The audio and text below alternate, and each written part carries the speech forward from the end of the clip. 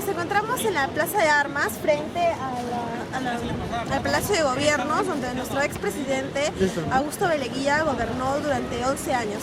Síganos, por favor.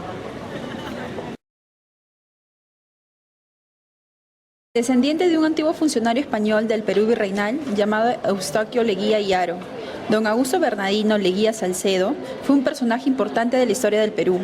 Nacido en Lambayeque en 1863, fue un gran hombre de negocios orientado principalmente a la exportación y a los seguros, habiendo sido fundador y representante de empresas y conocido en círculos bursátiles en Europa y Estados Unidos. Posteriormente ejerció la presidencia de la República del Perú entre los años 1919 a 1930.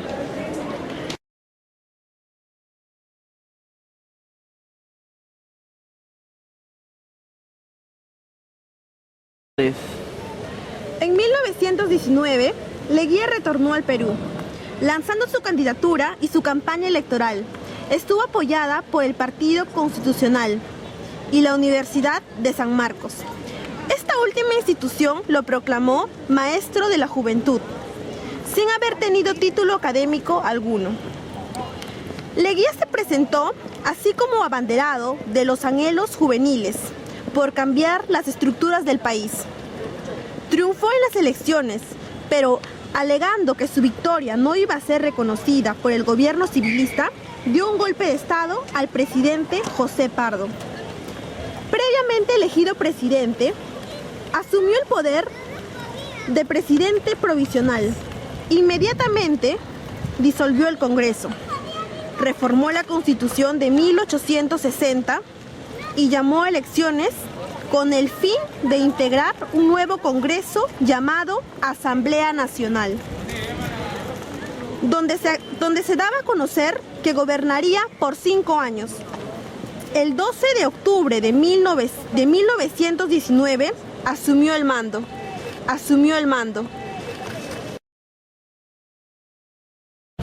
Observaremos las obras más importantes de nuestro expresidente durante su segundo gobierno. Se creó la Escuela de la Guardia Civil y Policía en 1919. Se inició la construcción del terminal marítimo del Callao. Se finalizó la construcción de la Plaza San Martín. Además, se construyó el Palacio Arzobispal, el Palacio de Justicia y se inició la construcción del Palacio de Gobierno, que había sufrido un incendio. Se inician los trabajos de edificación de las avenidas Leguía, hoy Arequipa, El Progreso, hoy Venezuela, Nicolás de Piérola, La Unión, hoy Avenida Argentina, todas en la ciudad de Lima. Se construyó el Banco Central de Reserva del Perú, el Banco Central Hipotecario y el Banco de Crédito Agrícola.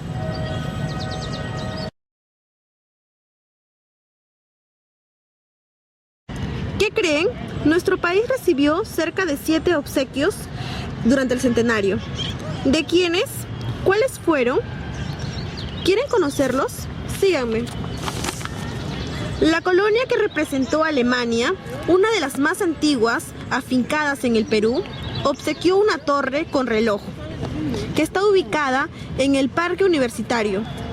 Este monumento contiene un mecanismo conectado a una serie de campanas que hacía que a las 12 del mediodía tañese el himno nacional del Perú. Existen fotos en las que se puede apreciar la torre iluminada, formando parte del conjunto de edificaciones que engalonaron a la ciudad para el centenario, lo que va a hacer que los alemanes, con su consabida organización, entregaron su obsequio antes de 1924.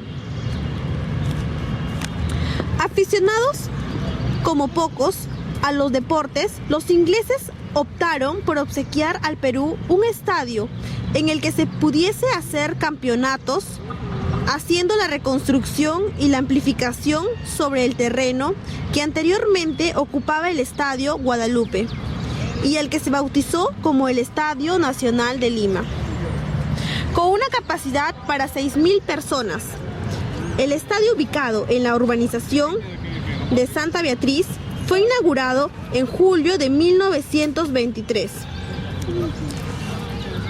Los franceses obsequiaron la actual Plaza Francia, anteriormente llamada Placita de la Recolecta, que incluye una estatua a la libertad y está realzada por 24 bancas sobre un piso de lajas, y la fachada neogótica de la iglesia de la Recolecta.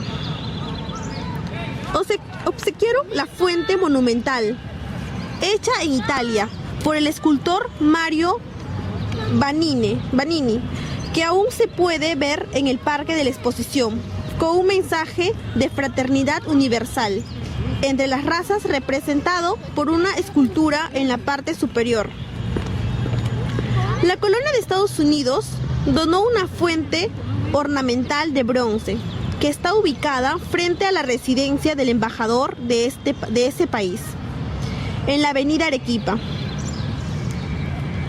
La colonia italiana, animada por don Gino Salocci, obsequió uno de los más bellos regalos, el Museo de Arte Italiano, inaugurado en 1924.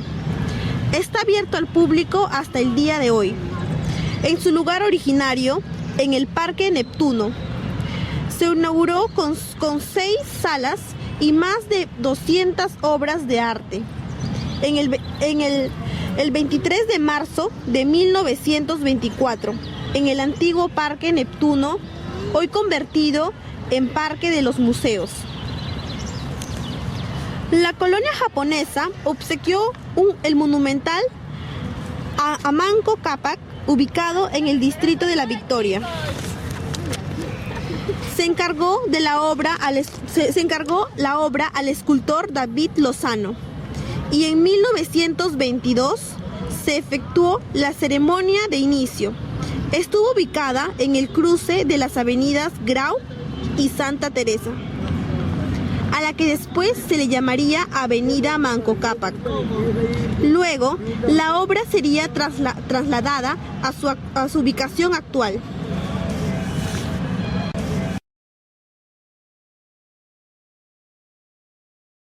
¿Y ahora qué pasa con su segundo gobierno?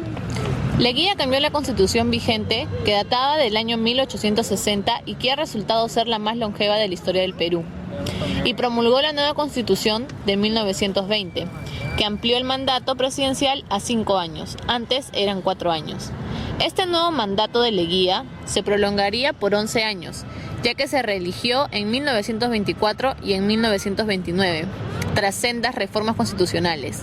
Por eso se le conoce como oncenio, y también como la Patria Nueva, pues pretendía modernizar el país a través de un cambio de relaciones entre el Estado y la sociedad civil. Los opositores políticos fueron perseguidos, presos, deportados y hasta fusilados.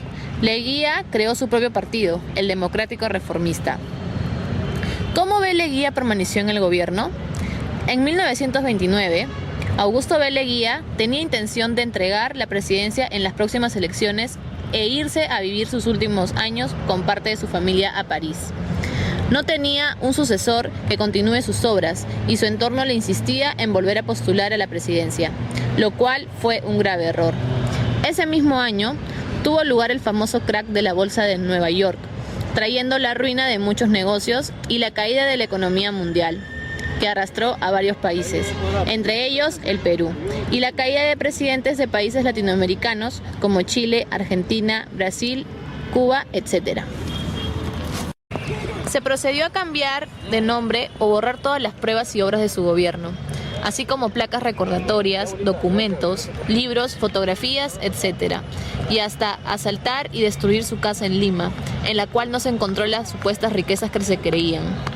Finalmente, tanta fue la campaña de difamación contra el presidente Leguía que sucesivamente se fue repitiendo lo dicho por los golpistas, quedando asentada como una supuesta verdad, creyendo algunos que Leguía tuvo un gobierno nefasto y que se enriqueció de las arcas del gobierno.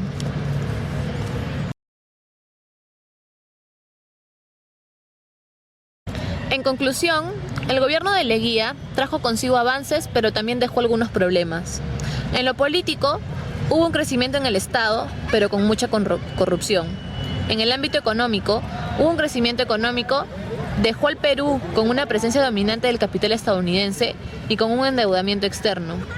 Socialmente, Leguía dejó al Perú con un crecimiento y una mayor organización en los sectores populares. Hubieron una nueva gestión de fuerzas políticas apristas y socialistas. Y dejó, siendo una de las mejores obras que realizó en nuestro país, un avance tecnológico en lo material y en lo cultural. Sí.